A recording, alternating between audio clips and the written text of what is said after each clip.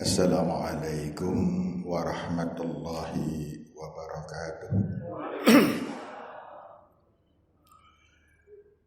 Alhamdulillahi rabbil alamin. Alladzi khalaqal mauta wal hayata liyabluwakum ayyukum ahsanu amala. Alladzi ahdana bihidayatil Islam wal iman.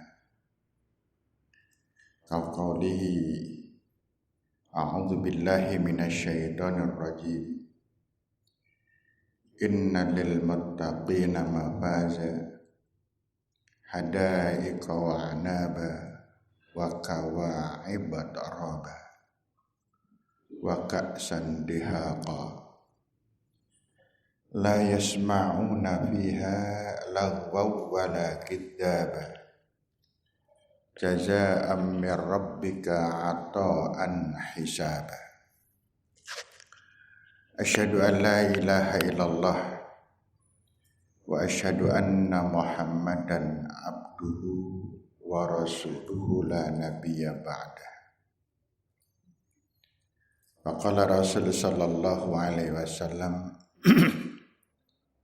ittaqillaha haitsu ma kunta wa atbi'is sayyi'atal hasanata tamhuha wa khaliqin nas bi khuluqin hasanin. Rabbi shrah li sadri wa yassir li amri wahlul 'uqdatam min lisani yafqahu qawli wa ba'd. Bapak-bapak, ibu-ibu sekalian yang saya hormati, takmir yang saya hormati, juga seluruh pemirsa yang pada pagi hari ini berkesempatan bersama-sama kita mencari ridha Allah.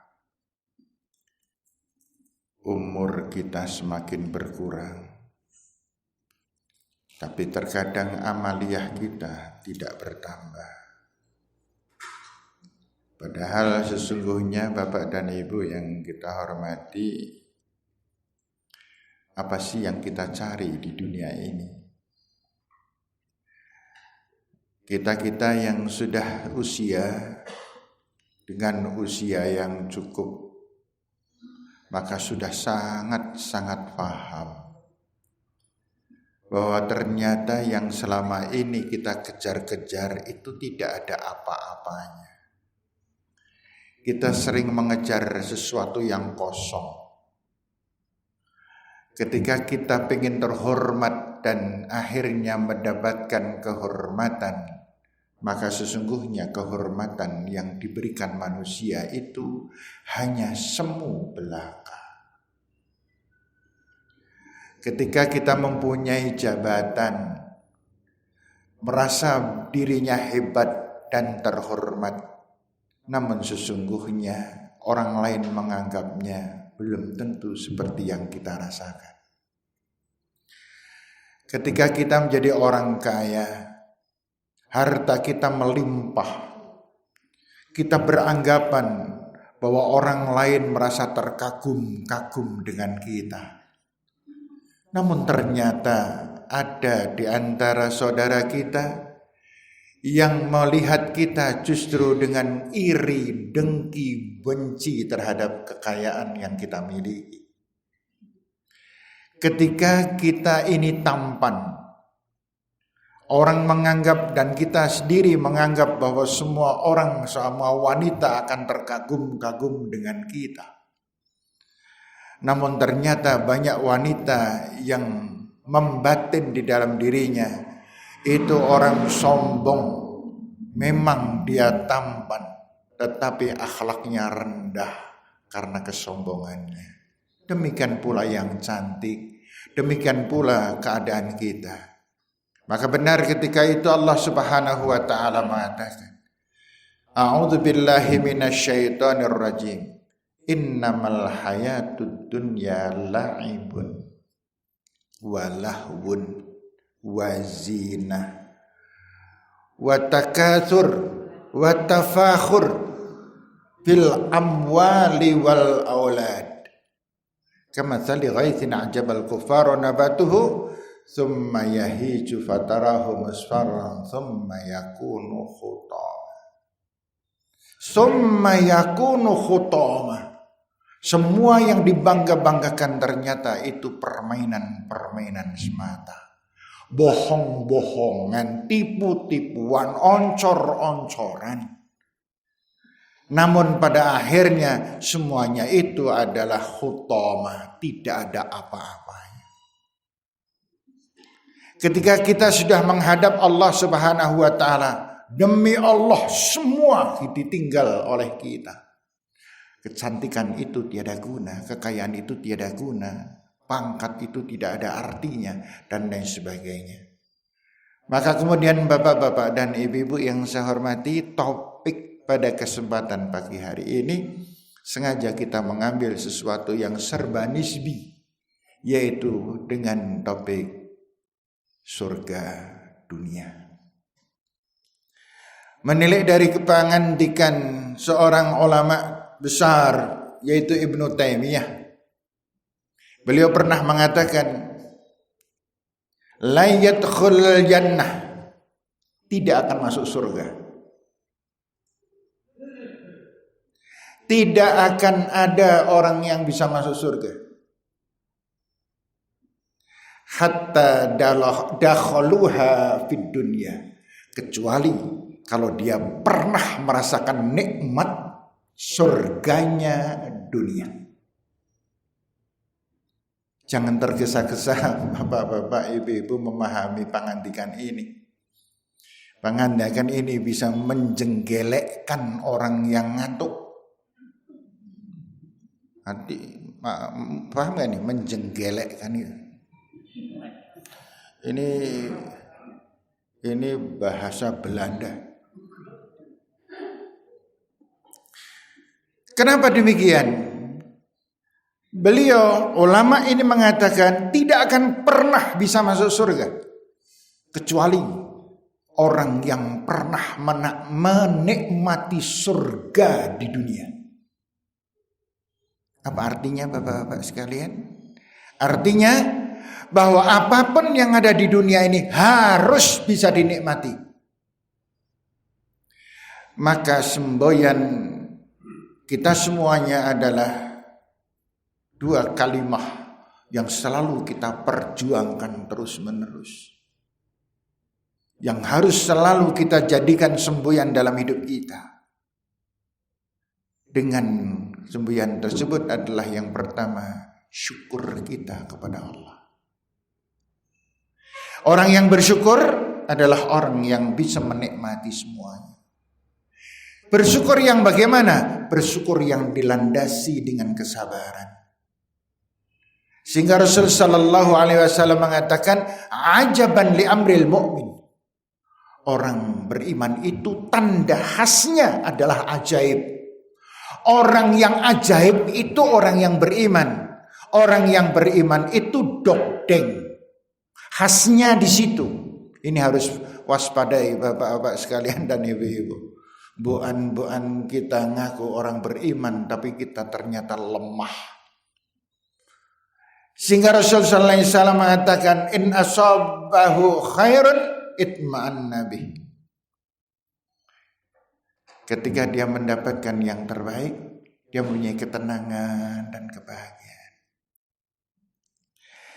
Namun ketika dia mendapatkan musibah dan tantangan, dia sangat berserah diri kepada Allah, sabar, tegar, dan akhirnya kemalangan, musibah, sakit itulah yang menyebabkan mengapa dia mendapatkan kenikmatan dan kebahagiaan.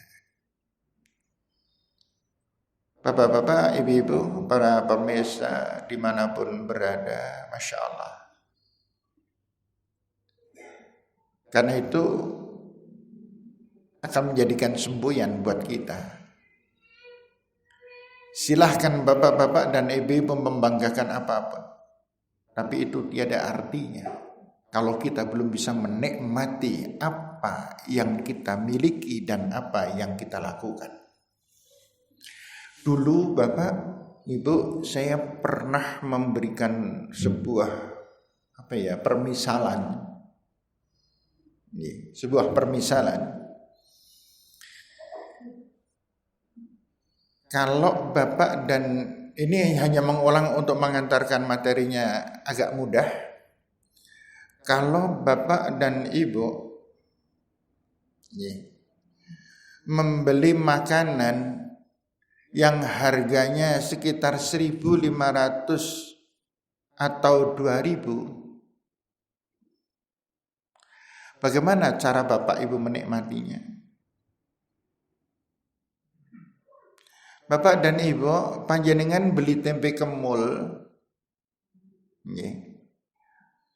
Ada di antara panjenengan lendahar dewit-dewit eman-eman? Ojo cepet entek? Tidak. Saya kalau makan tempe kemul itu kira-kira ming 3 emplokan nih.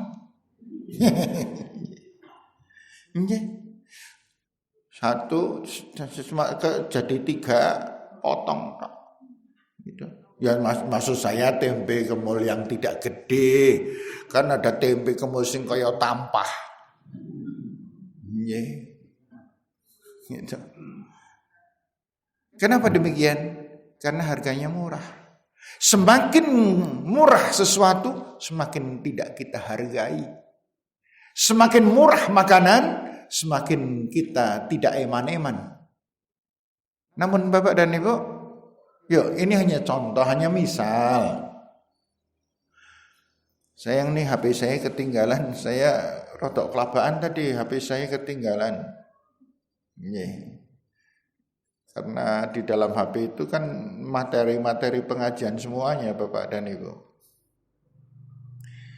Bapak dan Ibu yang saya hormati, kita membeli makanan, katakanlah roti, katakanlah kue. Besarnya, saya maksudnya HP ketinggalan kok rugi itu karena nggak bisa gue contoh gitu loh. Kalau HP kan gampang, terpaksa pakai tangan aja lah. Panjenengan membeli kue sepotong sekian ini Bapak Ibu. Dikemas bagus banget. Kemudian panjenengan disodori makanan itu. Panjenengan tidak tahu nilai dan harga makanan tersebut. Bagaimana cara makannya? Maka kita akan mengambil sendok yang besar, kemudian kita makan, kita bagi 2, kemudian dimplok, selesai. Tetapi kalau kita mengetahui sebenarnya kue ini harganya berapa, baru kita merasakan yang berbeda. Sesungguhnya sesuatu itu akan bagaimana kita menikmati dan merasakannya kalau kita mengetahui dan memahami akan hal dan sesuatu tersebut. Kalau tidak paham, kita tidak bisa menilai dan menghargainya. Ternyata roti yang saya maksudkan itu 1 potong harganya nggak main-main, 400.000. Sepotong sekian itu harganya 400.000.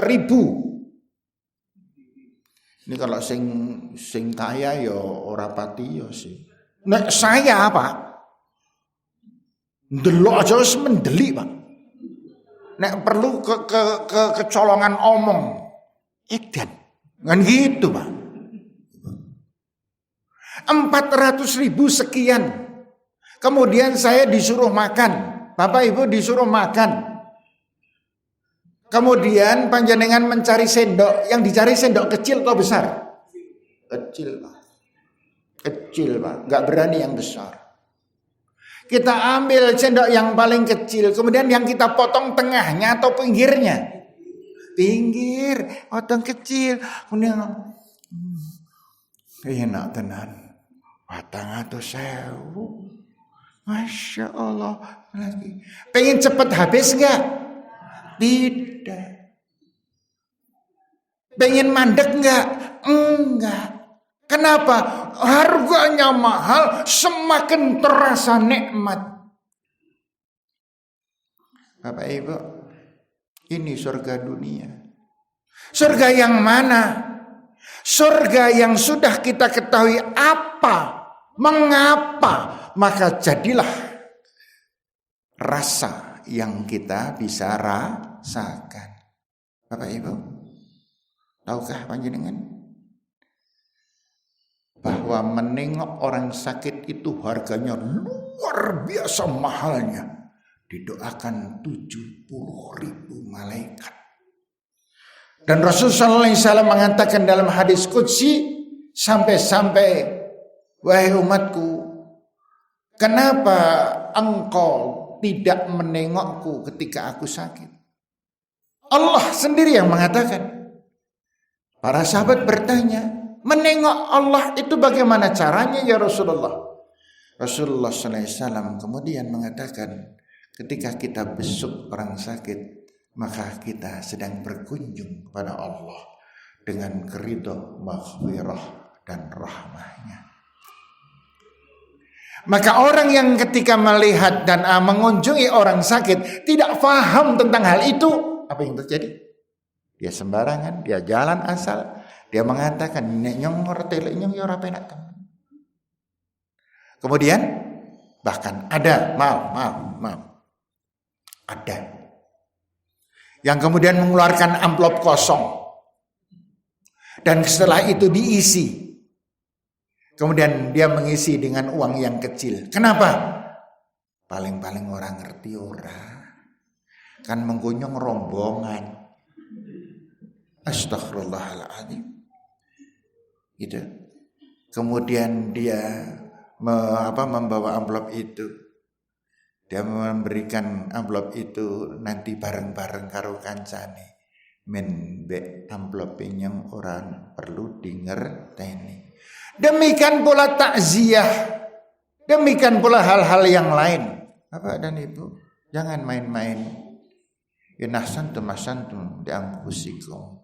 Kalau kita berbuat yang terbaik, maka kembalinya kepada diri kita. Bapak dan Ibu, panjenengan paham? Sudah paham mestinya? Sholat qobliyah subuh itu harganya berapa? Iya kan? Maka orang yang tahu mahalnya qobliyah subuh, demi Allah pasti akan menikmati dengan sesungguhnya. Dan kata menikmati namanya khusyuk, namanya tuma'ninah, namanya dilakukan dengan ittaqillaha haqqa tuqatih. Ittaqullaha haqqa tuqatih, dengan sungguh-sungguh. Bapak Ibu paham? Panjenengan rawuh di pengajian ini harganya berapa? Allahu Akbar. Panjenengan kelak di akhirat, kita semuanya kelak di akhirat akan menikmati semua ini.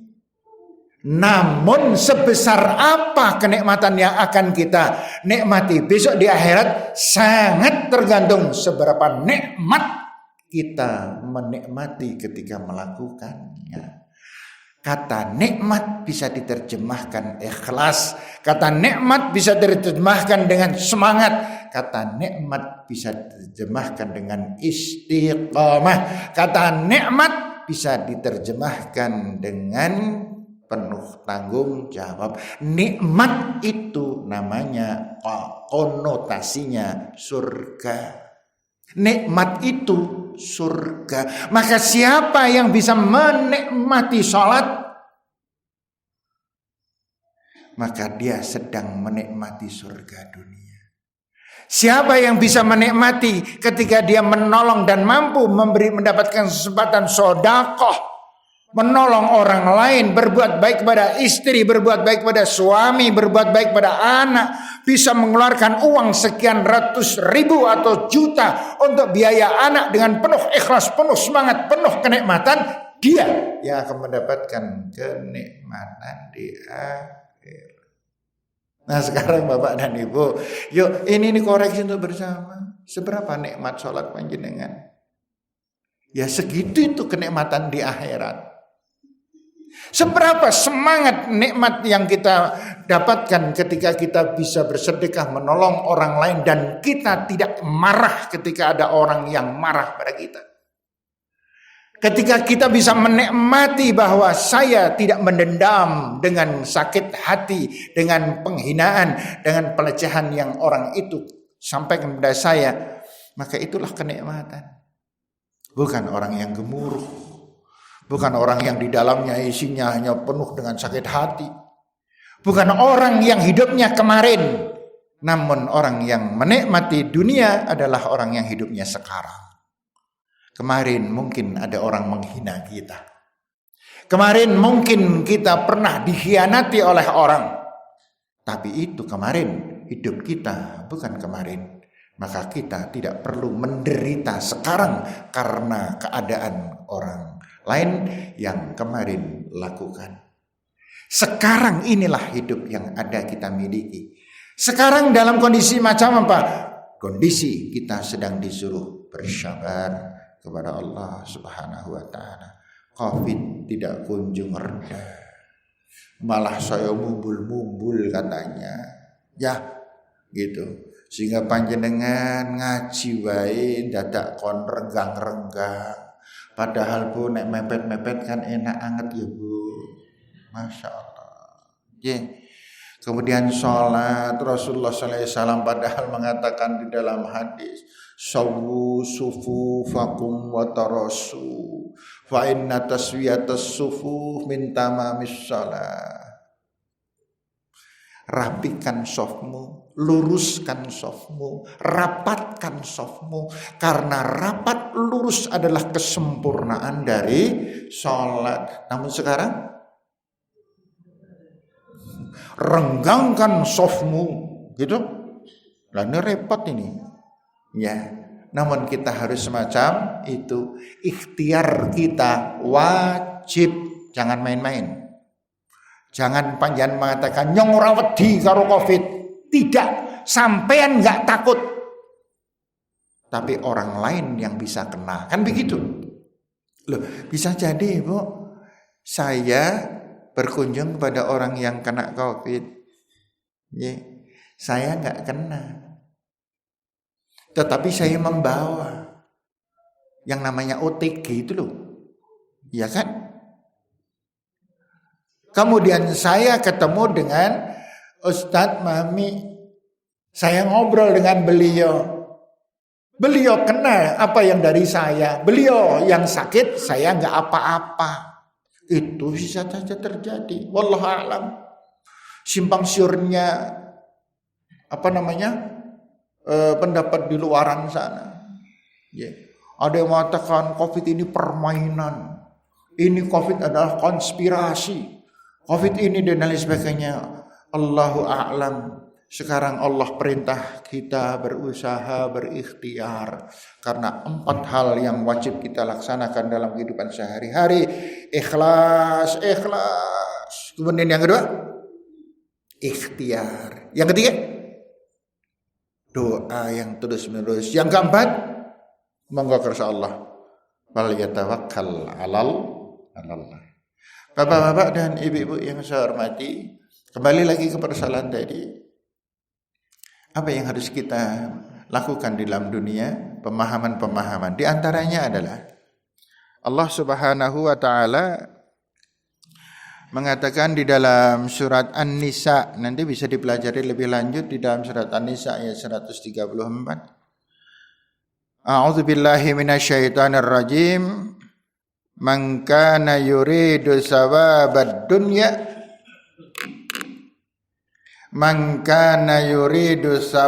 dunya barang siapa yang menginginkan kekayaan, kenikmatan dunia, boleh-boleh aja. Namun yang harus kita pahami bersama, fa indallahi sawabud dunya wal akhirah. Ini surga dunia letaknya di sini. Bahwa siapa yang menginginkan dunia, silakan. Bisa didapat. Namun Allah memberitahu kepada kita, Allah mempunyai dua-duanya. Dunia dan akhirat. Siapa yang menginginkan kenikmatan dunia, silahkan cari kenikmatan dunia. Tapi jangan lupa, Allah mempunyai dua kenikmatan, yaitu kenikmatan dunia dan akhirat. Dan orang yang paling berbahagia adalah orang yang bisa mendapatkan kebahagiaan dunia. Siapa yang bahagia? Yang sabar, yang bersyukur, yang faham tentang apa yang kita miliki dan kita rasakan. Bapak dan Ibu yang saya hormati, kita memang perlu sering-sering merenung. Iya, Masya Allah, betapa salah saya kalau tidak mensyukuri kenikmatan Allah. Maka kemudian Rasulullah SAW memberikan pelajaran kepada kita. Tolok ukur orang yang berbahagia itu terletak di pandai-pandainya dia membandingkan. Kalau tidak pintar membandingkan, payahnya luar biasa Bapak, rekoso hidup ini. Ketika panjenengan mendapatkan problema, kita akan reda dari problema dan terhanyak dari problema dan musibah itu ketika kita bisa membandingkan dengan problemanya orang lain. Gitu. Satu hari ada orang yang mempunyai putra, dan putranya adalah putra yang cacat. Tetapi ibu ini saya melihat tegar sekali. Sabar dan ikhlasnya luar biasa. Saya bertanya, saya penasaran kalau ada orang-orang yang hebat-hebat itu, saya penasaran. Saya bertanya, Bu, mohon maaf Bu, saya melihat panjenengan kok demikian tegarnya, demikian sabarnya, dengan tulusnya menghadapi putra yang semacam ini sih Bu. Apa sih yang panjenengan pikirkan dan panjenengan landaskan dalam pemikiran? Ibu itu tadi menjawab dengan tersenyum, Pak Aris, ya Allah Pak Aris, gak ada alasan saya sedih dan susah. Karena dua hal saja yang saya miliki. Apa itu Bu? Yang pertama, setiap detik Allah memberikan ampunan dari dosa-dosa saya karena anak yang cacat ini. Kalau saja saya boleh mensyukuri, saya syukuri loh Pak Haris, saya punya anak cacat. Bahkan kalau dibanding-bandingkan, seakan-akan saya mengatakan nyong luwih becik duwe anak cacat timbang anak sing waras. Anak sing waras kadang-kadang marake nyong nesu, marake nyong dosa. Tapi anak cacat ini tidak pernah menjadikan saya marah. Dan setiap saya memperhatikan, setiap saya dulang, setiap saya nuntun, setiap dia di kasurnya, setiap saya membersihkan, setiap dia pipis, ngompol dan lain sebagainya, maka bayangan saya adalah kenikmatan surga Allah. Saya hampir saja berbesmili itu. Untung saya kalingan nyong lanang, kan gitu. Kemudian yang kedua Pak Haris, kenapa saya setegar ini?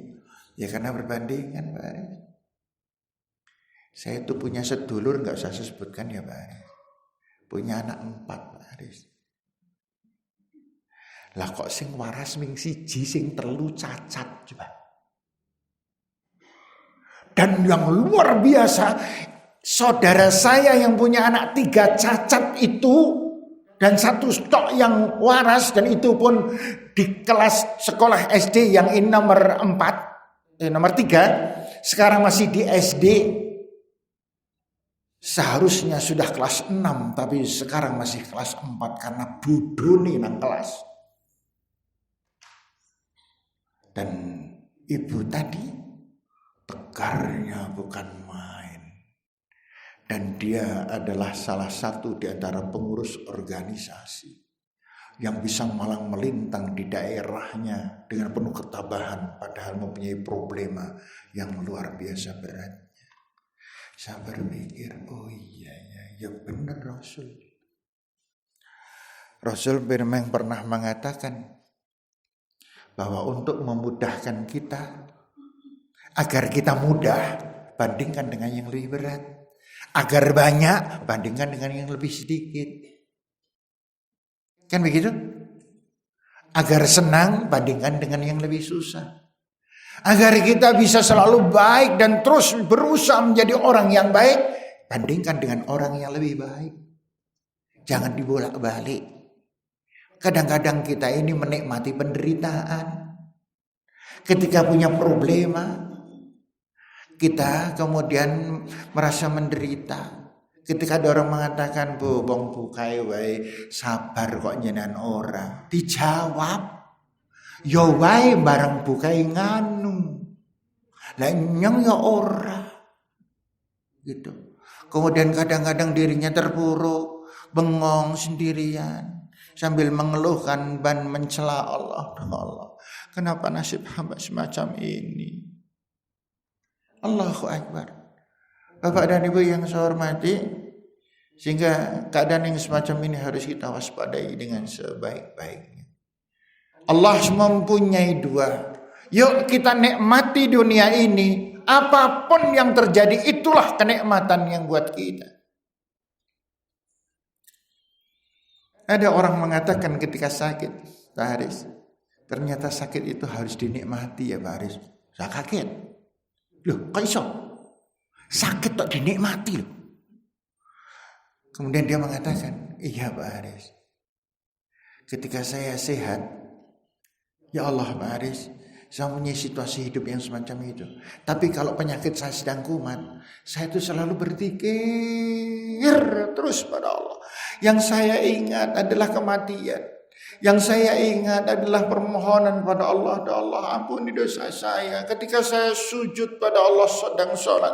Demi Allah, hanya ketika saya sakit, saya berbismillah. Ketika saya punya problema, saya bisa berbismillah di hadapan Allah. Tapi ketika saya mendapatkan kelonggaran, saya sehat, tidak punya masalah, saya tidak pernah bisa berbismillah di hadapan Allah. Dan Allah sendiri yang juga, Rasul sendiri yang juga menjanjikan bahwa setiap apa yang kita lakukan, yang kita rasakan dari kesulitan-kesulitan itu adalah secara mikro merupakan sebab akibat, dan makro juga sebab akibat. Innamal usri yusra, mikro dan makronya juga ada. Setiap sesudah kesulitan pasti kemudahan. Bisa diterjemahkan dunia dan bisa diterjemahkan di akhirat. Kesulitan-kesulitan yang kita hadapi, keprihatinan yang kita sedang hadapi, di baliknya pasti ada hikmah yang luar biasa. Kapan? Di dunia. Demikian pula yang makro, semua kesulitan yang kita miliki, lampah yang kita miliki, maka semuanya ada kemudahan di baliknya. Makro kapan? Nanti di akhirat. Kita bahasanya bersulit-sulit di dunia. Sampai Rasulullah SAW dulu pernah mengatakan, saya pernah menyampaikan kalau nggak salah, ad-dunya, gimana Pak? Ad-dunya jannatul ad-dunya sijnul mu'min wa jannatul kafir. Dunia ini adalah penjara buat orang-orang yang beriman, dan dunia ini adalah surga buat orang-orang yang kafir. Tapi makna ini jangan disamakan dengan makna surga dunia yang tadi kita sampaikan. Maknanya sedikit saya jelaskan Bapak dan Ibu. Kalau makna yang kita alami lebih dalam lagi. Sedangkan yang tadi saya sampaikan, dunia ini adalah penjara. Memang iya Bapak Ibu. Dunia ini penjara buat kita. Panjenengan dipenjara oleh Allah, artinya diberi banyak aturan. Kita semuanya dikotai oleh Allah. Kamu berada di sini, tidak boleh ke sana, tidak boleh ke sana, tidak boleh ke sana, tidak boleh ke sana. Kita dikotai. Kita dipenjara. dalam konotasi makna penjara adalah siapa yang berada di penjara maka harus mengikuti aturan penjara. Ibu-ibu, panjenengan di dunia enggak, Bapak? Iya kan? Artinya panjenengan di penjara harus mengikuti aturan penjara. Apa itu aturan penjara? Quran. Apa itu aturan penjara? Tuntunan Rasul, itu aturannya. Orang kafir bagaimana? Orang kafir tidak gobris Al-Quran. Orang kafir tidak gobris tuntunan Rasulullah. Mereka bebas. Zina dilakukan, korupsi dilakukan, menfitnah orang, membuli orang, menghina, dan lain sebagainya. Mereka lakukan. Berkhianat, bohong, dan lain sebagainya. Mereka lakukan bebas. Gak ada yang mengekang. Pengen dikekang gak? Kita di penjara. Boleh nggak bohong?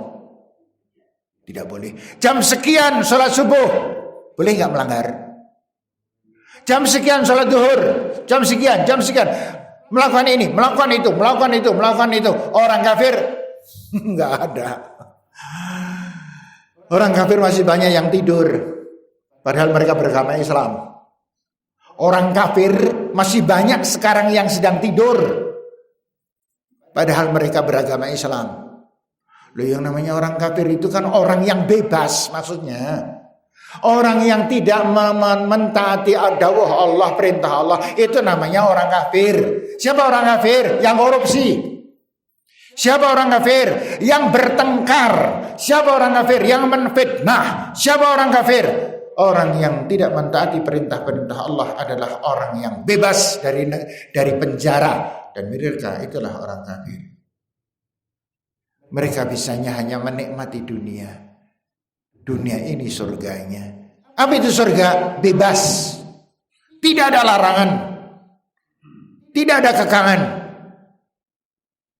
Dan itulah hakikatnya surga.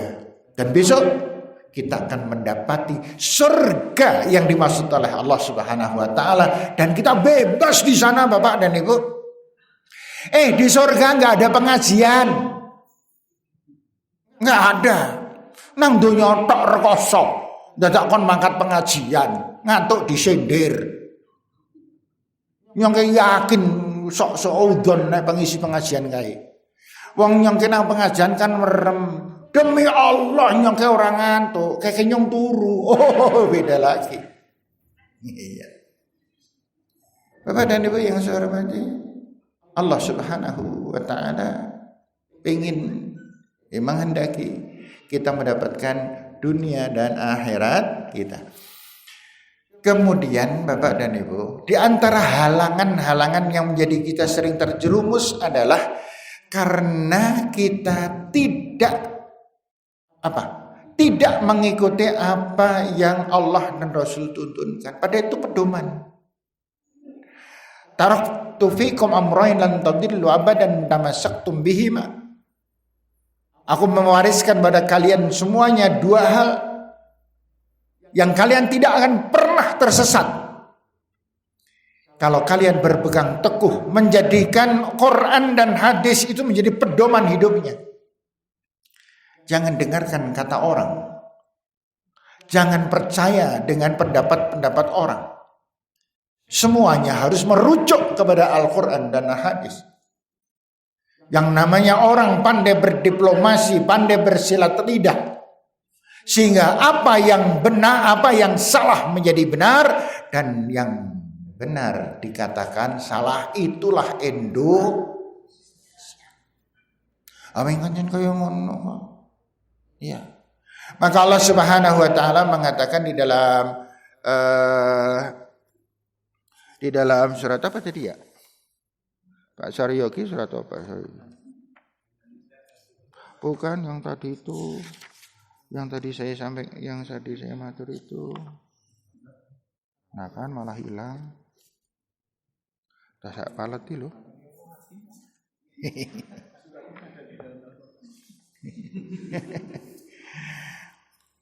Ini Bapak dan Ibu.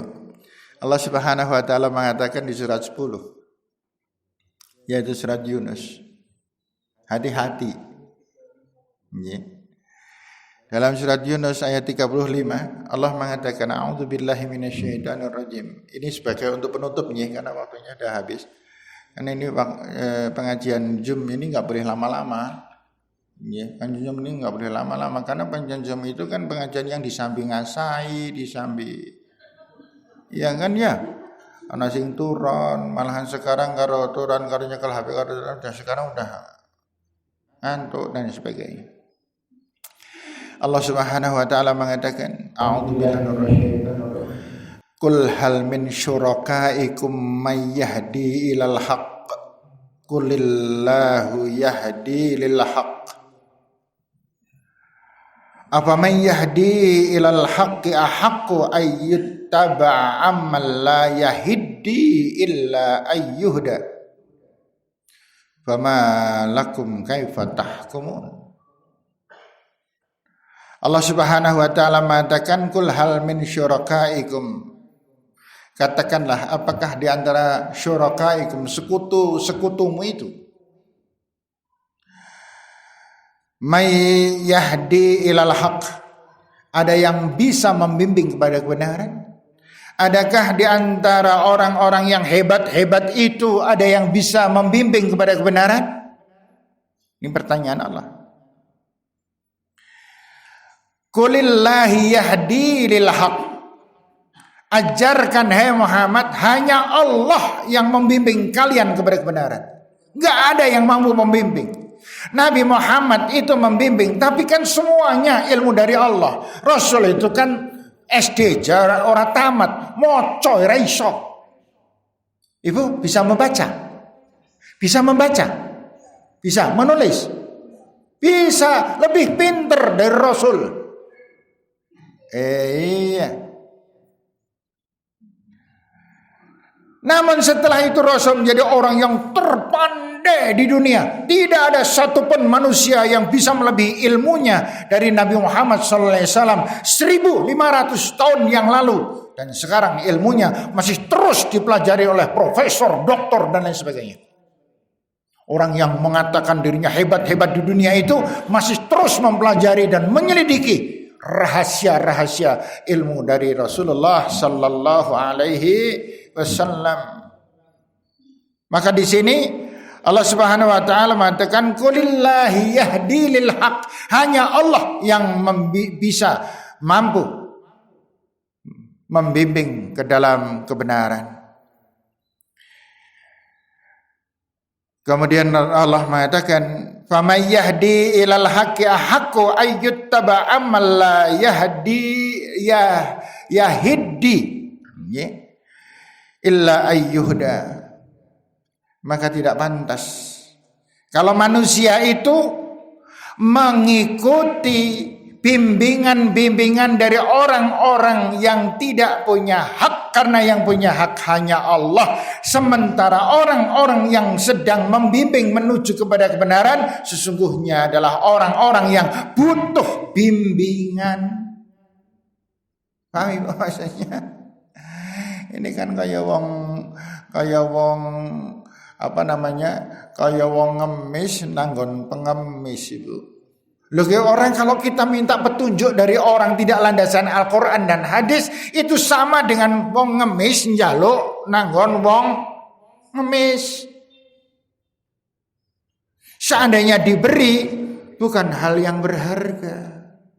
Maka dari itu ibu-ibu sekalian, bapak-bapak yang saya hormati, kemudian Allah Subhanahu wa taala sampai mengatakan dengan pengandikan akhir ayat ini, "Fama lakum kaifa tahkumun." Ini kan bahasanya bahasa mai itu. Prigi sih deh. Apa? Njaluk pendapat tuh. Quran, hadis yang dijadikan semboyan hidup kita, sehingga kita menjadi orang yang tegar, kita menjadi orang yang bersih, kita menjadi orang yang benar, dan kemudian kita orang yang bisa memahami apa kehendak Allah, dan akhirnya kita bisa menikmati perintah Allah, menikmati ketika kita meninggalkan larangan Allah, dan kenikmatan itu adalah surga. Maka orang yang taat dan patuh kepada Allah adalah orang yang berada di surga Allah ketika di dunia. Maka orang yang bisa menikmati kehidupan dunianya, dia akan meneruskan kenikmatan di akhirat. Sebagaimana Allah mengatakan, sering saya mengatakan, semuanya sudah paham. Surat Al-Baqarah ayat 201. Tidak ada kenikmatan akhirat kecuali mesti kenikmatan paham maksudnya? Rabbana atina fid dunya hasanah wa fil akhirati hasanah. Kalau akhirahnya tidak hasanah, dunia tidak hasanah, akhirat tidak hasanah, dan tentu wakina benar hanya lamunan belaka yang tidak kita dapatkan sama sekali. Ya bapak-bapak dan ibu-ibu, kita berjuang setahap demi setahap, jangan pernah kita bermimpi. Kita masih ingat dulu ketika kita masih muda lah, kaya ngono kayak sholat dhewe ya. Kemudian kita bertahap gitu. Sudah sampai tahapan apa? Jangan terlalu lamban, karena kita tidak pernah tahu kapan Allah akan memanggil kita. Apalagi kemarin-kemarin ini, baru-baru ini, Masya Allah, ya Allah, teman-teman kita banyak yang meninggal dunia muda-muda banget. Mereka muda-muda gitu, yeah. Dan mereka ada yang sigap-sigap sekali, ada yang hebat-hebat dan meninggal dalam kondisi muda. Apakah karena COVID? Wallahu a'lam. Karena COVID ini sekarang dijadikan orang sebagai penfitnah. COVID itu dijadikan orang sebagai penfitnah. Sehingga sekarang yang bisa menfitnah bukan hanya manusia, tetapi juga COVID. Mari kita berikhtiar dan selalu berdoa. Semoga Allah senantiasa memberikan barakah maunah pada kita sekalian. Saya cukupkan bapak-bapak dan ibu-ibu pelajaran pagi hari ini. Semoga kita semuanya mendapatkan ma'unah, pertolongan dari Allah Subhanahu wa ta'ala. Ada ruang pertanyaan enggak sih? Kalau ada 1-2 aja, karena tinggal 10 menit, 9 menit. Ada pertanyaan dari Zoom yang disampaikan oleh Bapak Romiani. Mengingat kondisi saat ini adalah kondisi COVID, jadi disampaikan bahwa menengok orang sakit ini adalah pahalanya begitu besar. Namun di saat yang sekarang ini menengok itu menjadi sangat sulit karena takut dengan tertularnya COVID. Apakah kita hanya mendoakan, kita bisa menengok, bisa mengganti pahala?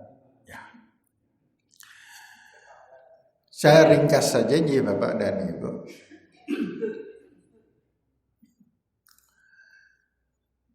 Saya pendekkan aja. Kalau kita terhalang melakukan sebuah perbuatan baik, padahal kita sesungguhnya bisa melakukan dan memang akan melakukan kalau kondisi memungkinkan, gitu. Maka orang yang terhalang itu mendapatkan pahala yang sama besar dengan orang yang melakukan. Contoh. Suatu ketika Bapak dan Ibu, saya pernah mendapatkan pahala yang sama ketika saya mendapatkan halangan. Saya pada waktu itu akan khutbah ke Banjarnegara. Tapi ternyata ada semacam jembatan atau apa sedang diperbaiki. Akhirnya kita macet. Benar-benar macet itu. Saya perkirakan nggak bisa ini. 10 menit dari sini, waktunya tinggal 10 menit. Itu saya masih di daerah mana saya lupa namanya. Dan kalau saya ke sana normal itu saya membutuhkan waktu juga antara 10 sampai 12 menit, itu normal. Sekarang macet, sudah pasti gitu. Saya berhalangan. Saya bel takmir masjid, saya mohon maaf berhalangan, sekarang sedang saya di masjid, segera carikan pengganti saya. Akhirnya kemudian setelah itu macet, saya melihat di ujung sebelah sana ada masjid. Saya parkir mepet, kemudian saya keluar, saya malah Jumatan di masjid tersebut. Saya tidak khutbah. Padahal khutbah kan ganjarannya gede. Gitu. Tapi saya mantap sekali, Allah, hamba tidak bersusah payah, tapi engkau mengkaruniakan hamba pahala yang sama besarnya. Sama dengan panjenengan ibu-ibu, panjenengan kan jangan merasa berdosa. Panjenengan setiap bulan kan ada menstruasi dan kemudian tidak sholat. Tidak sholat diinginkan atau kan halangan? Halangan. Gak usah khawatir, tenang aja. Yang ora sholat ning ganjaran sholat. Masya Allah. Enake wong sing rutin sholat rutin loh ya. Kalau tidak rutin ya orang nggak. Maka Bapak dan Ibu yang saya hormati, panjenengan jangan khawatir, ada orang teman kita yang sedang sakit. Astagfirullahaladzim. Ya Allah, hamba ingin besok, tetapi engkau tidak memperkenankan, ya Allah.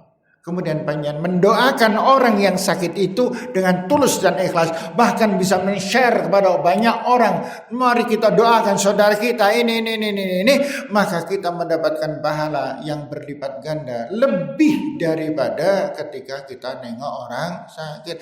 Janjannya situasi Covid ini banyak sekali memudahkan kita. Orang tilik wong loro untuk ganjaran tilik, kan gitu.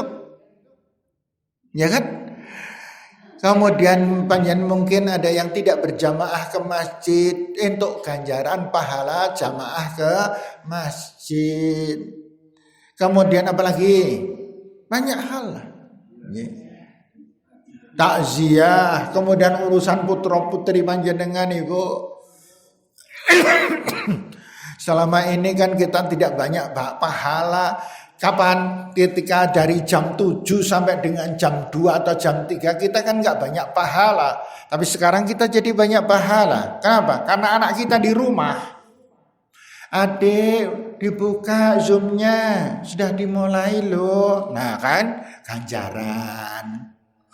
Ojo karo bubuan ta mbok lenggah, ganjaran. Ketika normal pernah kita melakukan hal itu? Tambah. Jangan khawatir.